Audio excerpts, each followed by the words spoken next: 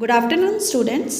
In today's video, we are going to solve back exercise question of chapter 6 heat, and we will solve D part. Give reasons. In yesterday live class, we have done back exercise questions, fill-ups and tick the correct options. D section start करते हैं. Sun's heat reaches the earth. Sun की heat earth तक पहुंचती है, reach करती है. Answer will be sun's heat reaches the earth due to radiation. Space has no any medium, so conduction and convection can't transfer the sun's heat. बच्चे, हमने 3 mode of transfer of heat पढ़े थे. Conduction, convection and third is radiation. Radiation एक ऐसा way of transfer of heat है जिसमें medium की need नहीं होती है. तो सन हमारा कहाँ होता है? सन हमारे एटमॉस्फेयर से बहुत दूर यानी स्पेस में होता है. सो स्पेस में तो कोई मीडियम होती नहीं. So in order to transfer sun's heat, radiation is the best way. ठीक है, कंडक्शन एंड कन्वेक्शन यहाँ वर्क नहीं करेगा. Second question, ventilators in old houses were placed high up on the wall. Ventilators, हमारे जो old houses में जो ventilators होते थे वो हमेशा सीलिंग के पास होते थे. ऐसा क्यों? तो बच्चे, इसका आंसर है warm air being lighter rose and escape from the ventilators, so ventilators are made close to the ceiling. Simple सा आंसर है बच्चे. हमारी जो रूम होती है उसमें जो वार्म एयर होती है, वो वार्म एयर चूँकि लाइटर होती है तो ये क्या होती है, हाइट पे चली जाती है. और हाइट पे अगर हमारा वेंटिलेटर लगा होता है तो वो वार्म एयर क्या होती है, पास आउट हो जाती है. ठीक है. Third is woolen clothes protect us in cold winter. Woolen clothes हमें विंटर डेज में प्रोटेक्ट करते हैं. हाउ या why? Answer will be wooden cloth in winter trap air between them, providing an insulation and not allowing the body heat to escape out. बच्चे, woollen clothes जो होते हैं ये क्या करते हैं, अपने अंदर एयर को ट्रैप कर लेते हैं. एंड एयर जो होता है it is bad conductor of heat, so it provide insulation.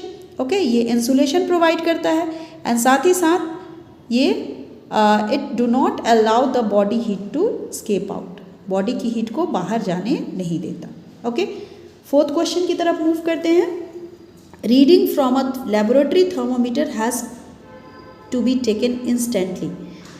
कभी भी आप लैब थर्मोमीटर में रीडिंग रीड कर रहे होते हो तो उसको जब एक्सपेरिमेंट कर रहे होते हो, जिस कंटेनर में आप उस लेबोरेटरी थर्मोमीटर को यूज़ कर रहे हो उससे नहीं निकालना चाहिए. उससे निकालने के पहले ही हमें उसका रीडिंग जो है नोट कर लेना चाहिए. ठीक है, या विद इन सेकेंड इसकी रीडिंग नोट कर लेनी चाहिए. ऐसा क्यों? तो बच्चे, हमने पढ़ा ही था कि लेबोरेटरी थर्मोमीटर होती है उसमें किंक होती नहीं है. तो किंक नहीं होने की वजह से क्या होगी, उसमें मरकरी लेवल जो होगी इट विल फॉल. ठीक है, and if it will fall that means it will not give accurate reading. Okay, now next question 5. The cooking utensils have dark coloured base. Cooking utensil की जो base होती है वो dark colour की होती है. ये ऐसा क्यों होता है? Dark colour is good absorber of heat. Dark colour heat की गुड एब्जॉर्बर होती है. So to increase heat absorption and speed up the process of cooking, the cooking utensils have dark coloured base. Dark colour क्या है? Good absorber of heat है. तो अगर आप cooking utensil की बेस को डार्क कलर कर दोगे तो डेफिनेट सी बात है उसमें हीट का एब्जॉर्प्शन अच्छा होगा एंड इससे कुकिंग की प्रोसेस क्या होगी, स्पीड अप होगी. Now gaps are left between railway tracks. Railway tracks के बीच में गैप क्यों छोड़ा जाता है? Answer will be a gap is left between railway track to allow for expansion due to summer heat.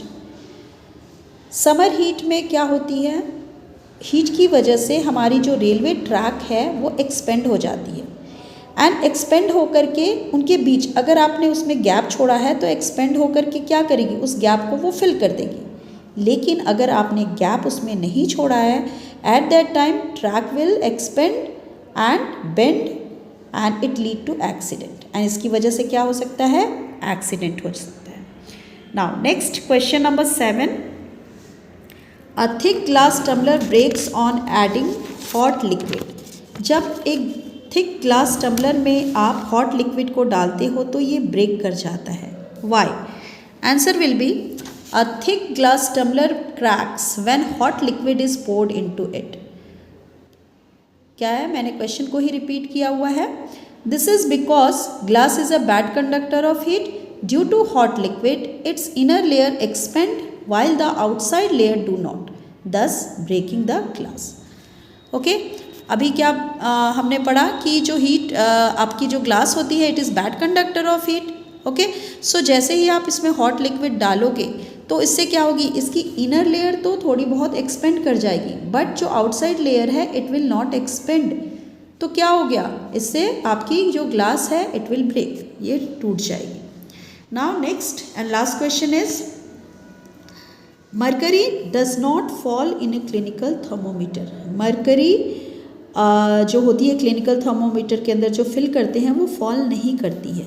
Answer will be a clinical thermometer has a kink. Clinical thermometer में क्या होता है, किंक होता है, that does not allow the mercury to fall back. ये mercury को गिरने नहीं देता, ठीक है, as soon as it comes in contact with the surrounding. आपने क्या किया, क्लिनिकल थर्मोमीटर को यूज़ किया और यूज़ करके जब आपने सराउंडिंग में आपने बाहर निकाला, अपने आर्मपिट से बाहर निकाला, तो क्या होगा, तो भी उसकी जो मरकरी है वो फॉल नहीं करेगी due to presence of kink. Okay, तो इससे क्या होगा, मरकरी लेवल डाउन नहीं होगी। This is all about today's video.